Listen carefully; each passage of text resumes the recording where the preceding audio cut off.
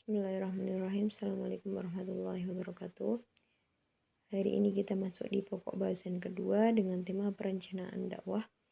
Jadi perencanaan dakwah ini adalah fungsi kedua dalam manajemen dakwah.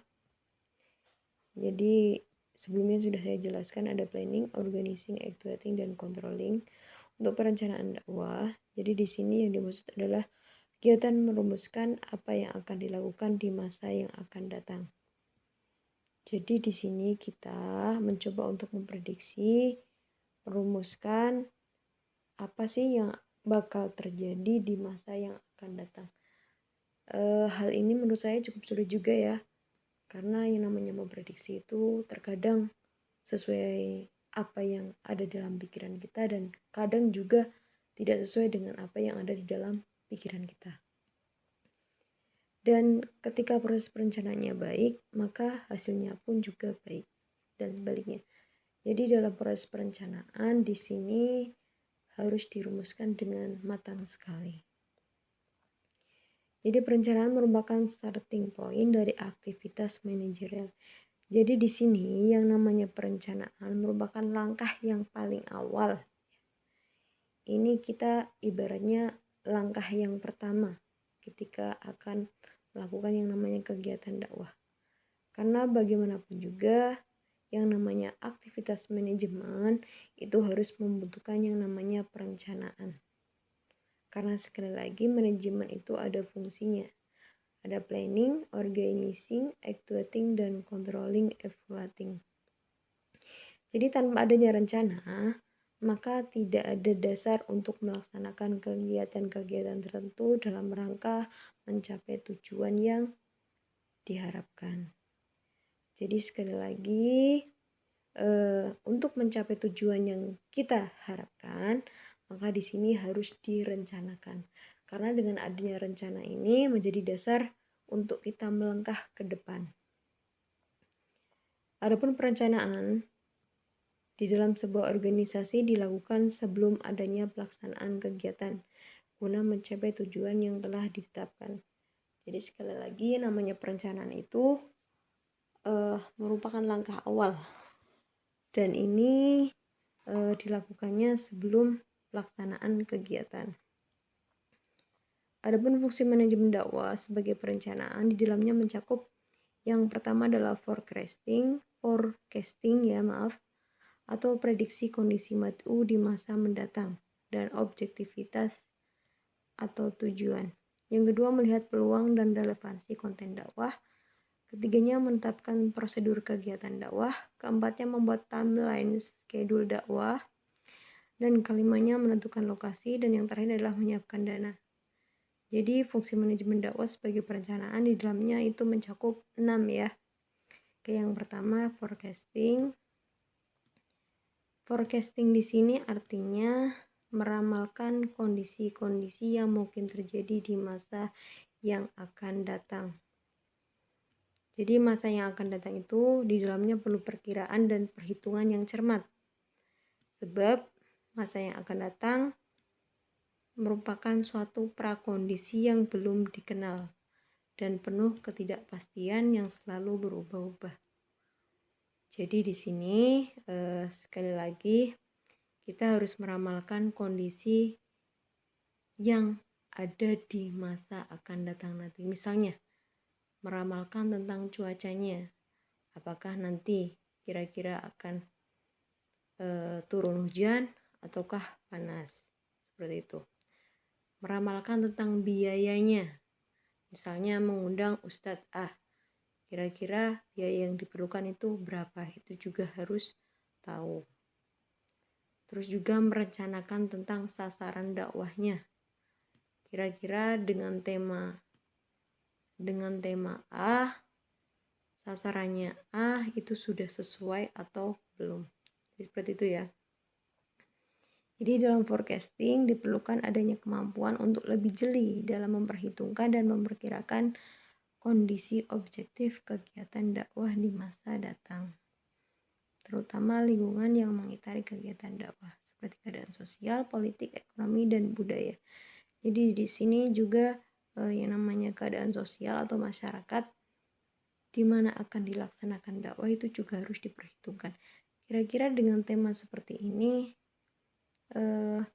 misalnya tema menjalankan ibadah sholat secara khusyuk, itu di masyarakat A ini setuju atau tidak.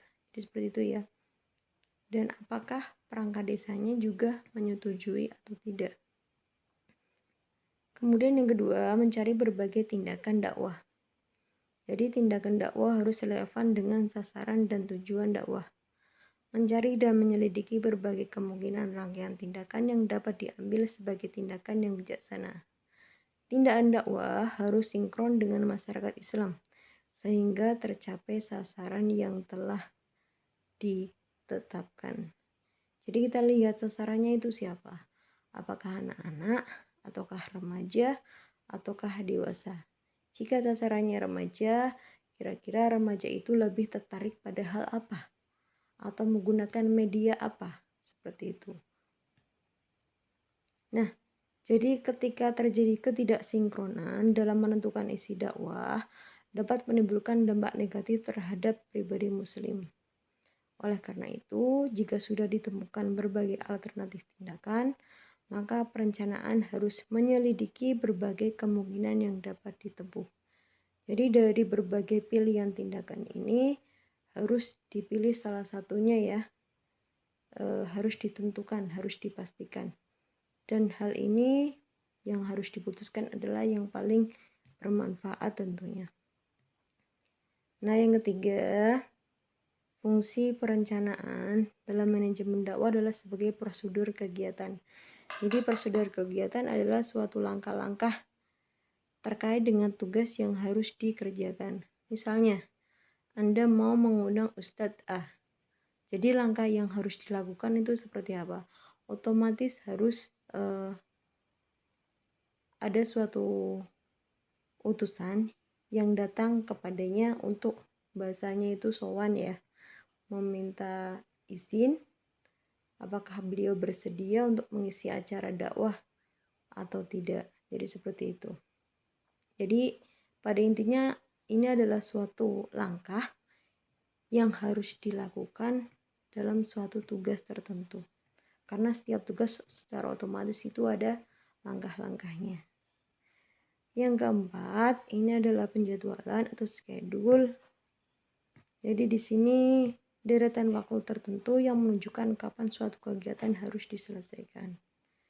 Jadi misalnya yang pertama harus dilakukan adalah menyusun kepanitiaan. Ini otomatis ada di awal ya. Ketika panitia sudah tersusun, kemudian ditentukan namanya tugas-tugasnya, tugas dan tanggung jawabnya dan perannya apa saja. Jadi seperti itu. Kemudian setelah terbentuk, kemudian di sini juga harus ada penjadwalan yang lainnya. Misalnya harus menentukan kapan dakwah itu dilakukan. Kapan harus mengunjungi atau sowan pada dai yang akan mengisi kegiatan dakwah. Jadi seperti itu. Nah, yang kelima ini adalah penentuan lokasi. Jadi di sini dalam menentukan lokasi ini harus tepat karena turut mempengaruhi kualitas tindakan dakwah. Oleh karena itu, lokasi harus dilihat dari segi fungsionalnya, dari segi untung ruginya. Sebab lokasi sangat terkait dengan pembiayaan, waktu, tenaga, fasilitas, atau perlengkapan yang diperlukan.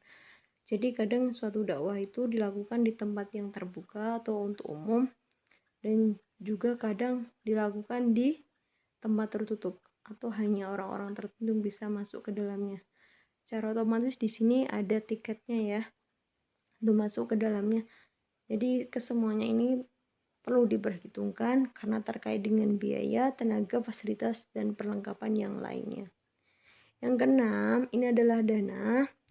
Setiap kegiatan tanpa ditunjang oleh dana yang memadai akan turut mempengaruhi pelaksanaan dakwah. Jadi sekali lagi, dana ini juga harus direncanakan karena segala sesuatunya itu perlu yang namanya dana. Jadi budgetnya berapa dan kegiatan dakwahnya kira-kira habis berapa. Seperti itu.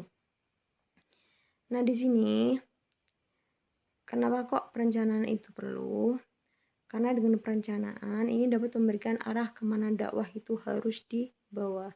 Jadi sekali lagi dengan adanya perencanaan ini bisa dijadikan sebagai arah atau pedoman apa dan bagaimana kegiatan dakwah harus dilakukan setahap demi setahap. Yang kedua, dapat mengurangi dampak dari perubahan yang tidak diinginkan. Jadi di sini ketika sudah ada dasar, maka secara otomatis di sini akan meminimalisir yang namanya kegagalan. Kenapa demikian? Karena sudah ada pedomannya, sudah ada dasarnya, sudah ditentukan dari awal. Yang ketiga, dapat meminimalisir suatu pemborosan. Jadi ketika sudah ditentukan di awal, panitianya butuh berapa, dananya butuh berapa, perlengkapannya butuh apa saja, maka secara otomatis di sini menghindari yang namanya pemborosan. Jadi kalau sudah meminimalisir pemborosan, secara otomatis akan berjalan secara efisien. Yang keempat, dapat menentukan standar dalam pengendalian dakwah. Jadi di awal dalam bagian perencanaan itu sudah ada targetnya ya.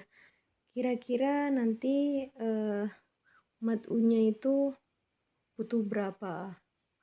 Atau dai yang mau didatangkan itu berapa? Jadi seperti itu. Jadi di sini sudah ada penetapan standar kualitas yang harus dicapai oleh perusahaan